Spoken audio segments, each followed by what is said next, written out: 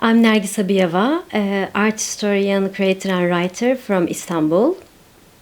Compassion is also the core of my feminist thinking, to understand and to show your soft and tender feelings, to be fragile at the same time. Nowadays, I write my dissertation about the second wave feminism of Turkey. I have been working in arts and culture field for over a decade, and I consider myself lucky to make a living through writing, making exhibitions, and this is such a blessing, of course. I mean, I'm so lucky in so many ways, but also I also feel like how we choose our careers are also like a part of our feminist belonging and also like identity. I wasn't born in Istanbul.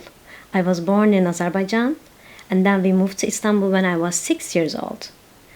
And so there is also immigration story in my childhood, because I learned another language that was different than Azerbaijani, speaking Turkish.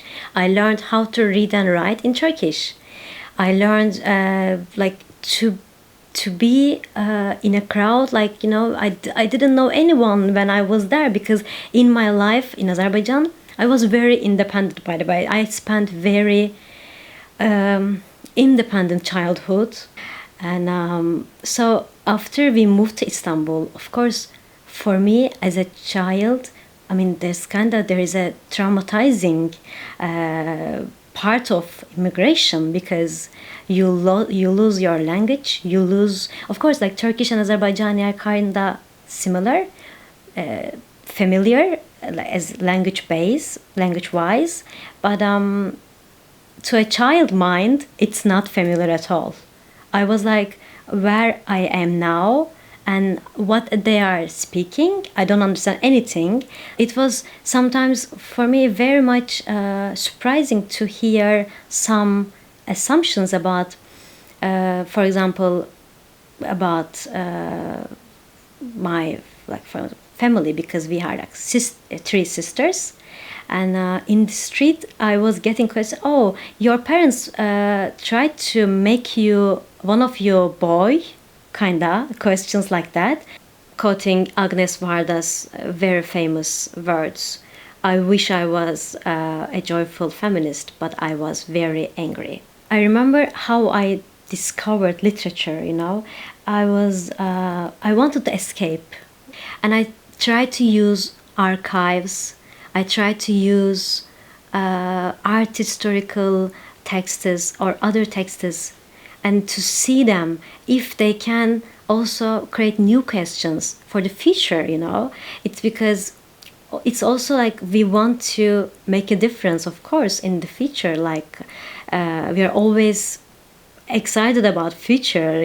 I am excited about future, and even though we are in the monsters and darkest times, I'm always excited for future, because imagine that some years ago people weren't allowed to go to art schools. Women weren't allowed to wear pants.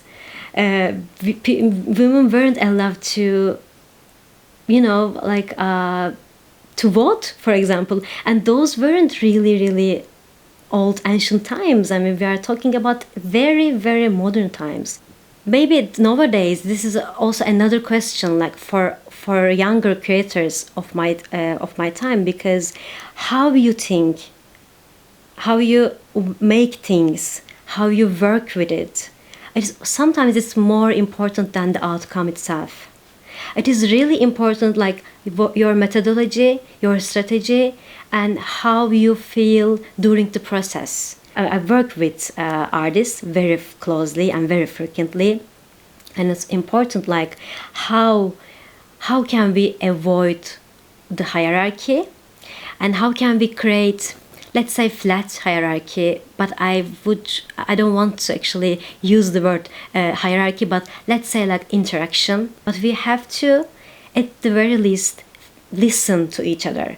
So this also is a part of feminist listening for me, and it's not something that actually you just listen, but you try to understand. Like you try to be generous when it comes to listening.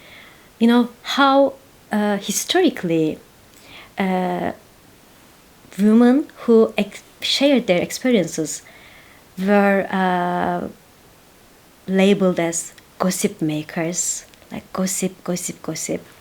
But the core of feminism, the core of feminist understanding is also to share the experiences. Sharing your own experience is not a gossip, not at all. And power of gossip is really, really important, because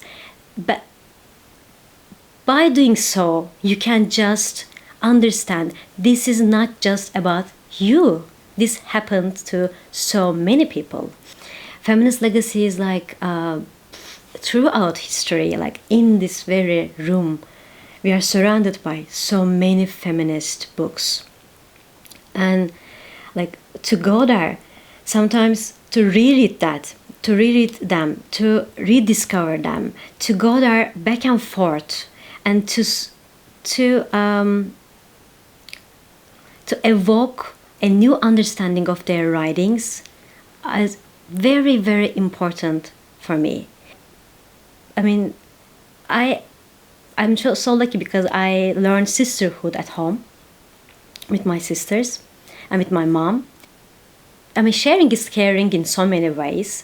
The solidarity that I gained, that I obtained at home with my sisters and with my mom especially, like the sisterhood that we had, that also like a feeling of gang. I felt like we are a gang, and I felt so powerful by that, and I still feel so powerful about it because I have my gang. And yeah. Oh, I'm gonna shed a tear. But yeah, this is the most maybe encouraging thing. Maybe some people don't have it at home, but it's important to find this sisterhood or the sense of community or the sense of gang in their own place, in their own environment somehow.